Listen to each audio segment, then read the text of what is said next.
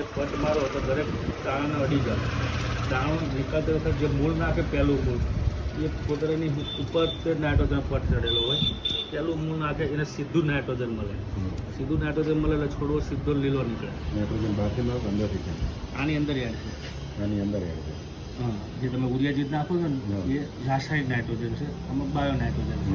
એ પટ માગો એટલે ફોતરા પર ચોંટી જાય. પહેલું મૂળ આવે ને સીધું જ ખાવા મળે. જેને બહારથી તમે આપો એ કેટલા 15 દી પછી આપશો, અથવા હવાનું નાઇટ્રોજન મળશે એ ઉગે બહાર નીકળે પછી મળશે. આ તો અંદર મૂળ નાખ્યું ત્યાં જ મરી જાય સીધું. એટલે છોડવો જે નીકળીને પીળો નીકળે છે એના બદલે સીધો લીલો નીકળે. લીલો નીકળીને પછી બીજો છોડવો પટ આટલા વગરનો હોય એ જ્યારે આટલો થાય ત્યારે આવડો આટલો હોય પટ મારેલો, કારણ કે નાઇટ્રોજન સ્ટાર્ટથી મરેલું હોય.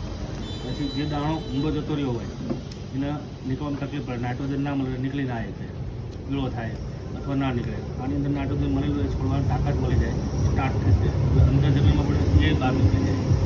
એટલે એક દાણો નીકળે વધતા લીલો નીકળે વધતા જલ્દી મોટો થાય. ગ્રોથ એટલી થાય.